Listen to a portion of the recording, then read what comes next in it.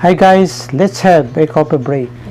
Ito ang tunay na herbal coffee with 18-in-1 all-natural healthy blend.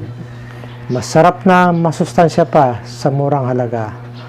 I and my family are drinking coffee break wellness.